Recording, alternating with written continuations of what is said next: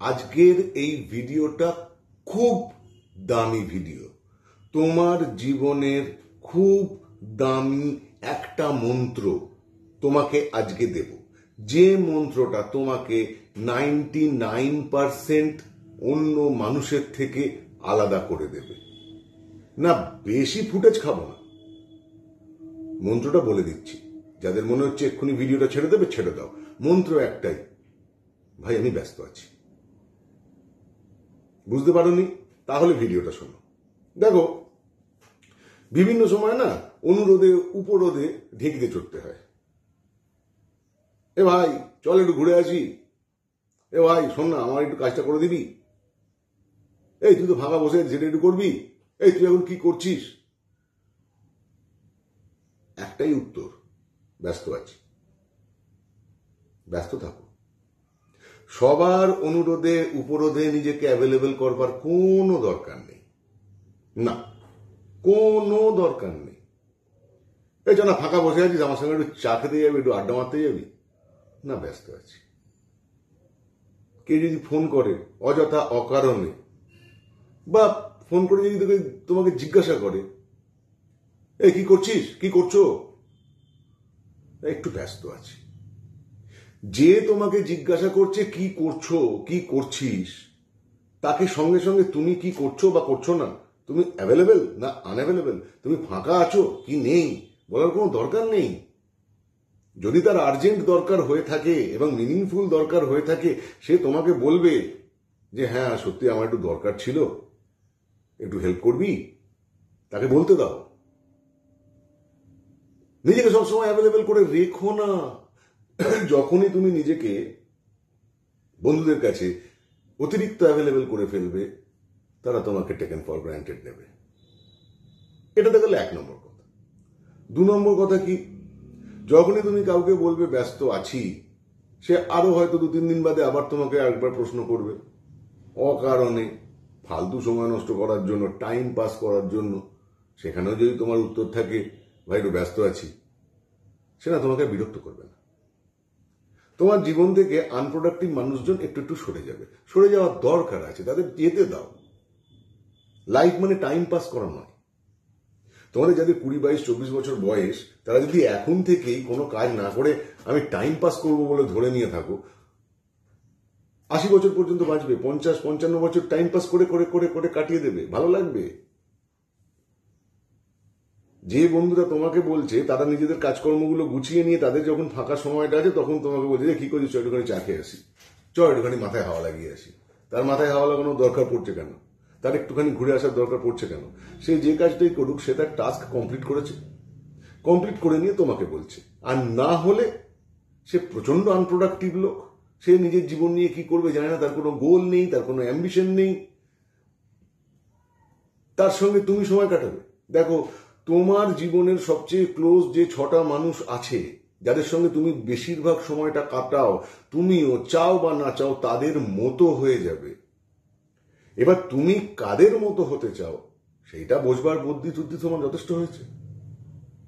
আর একটা লাভ আছে জানো তো, যখনই তুমি বলবে আমি ব্যস্ত আছি, তখন মনে হবে যে না অ্যাকচুয়ালি তো আমি কোনো কাজ করছিলাম না, আমি বললাম আমি ব্যস্ত আছি, তাহলে আমি একটা কিছু করি। এইটা হচ্ছে আসল জায়গা।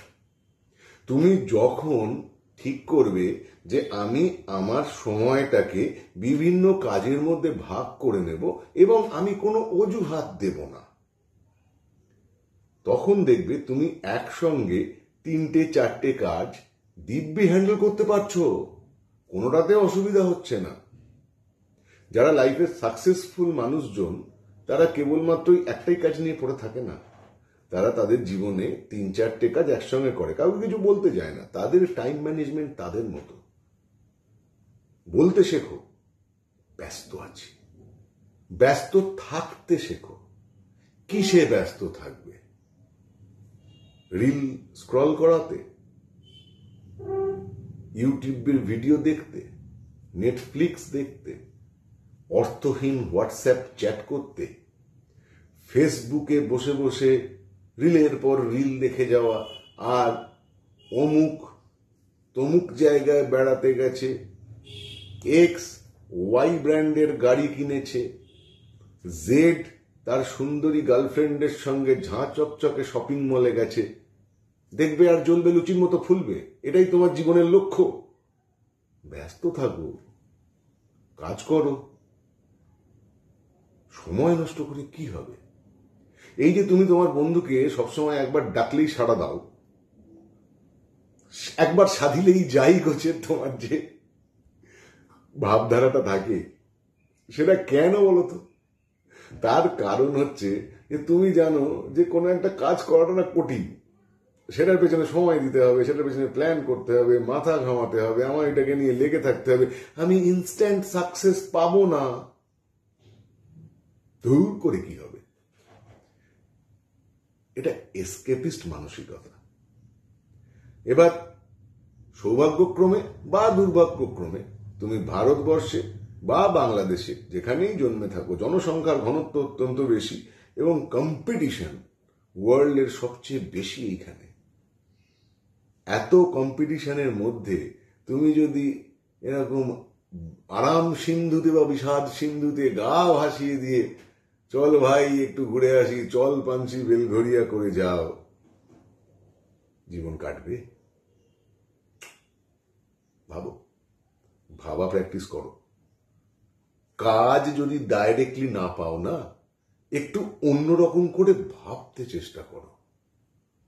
Thinking is connecting things. কাজ করতে ব্যস্ত এখনই হতে পারছো না, কোনো অসুবিধা নেই, আমার চ্যানেলটা সাবস্ক্রাইব করো, এই ভিডিওগুলো দেখো। হ্যাঁ জানি অনেকের ফোসকা পড়বে, অনেকের ছ্যাঁকা লাগবে, অনেকে মনে মনে আমায় দু চারটে হয়তো গালাগালি দেবে, দাও, কিন্তু কথাগুলো ভেবে দেখো। কাজ করতে ব্যস্ত পরে হবে, আগে ভাবতে ব্যস্ত হও। প্ল্যান করো, প্রিপেয়ার করো, পারসিভিয়ারেন্স দেখাও, এক্সিকিউট করো, এইটাই তোমার কাজ। আজকের এই ভিডিও এইটুকুই। ভালো লাগলে অবশ্যই সাবস্ক্রাইব করবে, ভিডিও লাইক করবে। কার কার মনে হচ্ছে এবার থেকে ব্যস্ত আছি বলবে, তারা সবার আগে এই ভিডিওর কমেন্টে লেখো ব্যস্ত আছি, বেশ করেছি, ব্যস্ত থাকবো, বেশ করব। আমি ডক্টর পিবি, তোমাদের মন খারাপের মেকানিক। দেখা হবে পরের ভিডিওয়ে। বাই।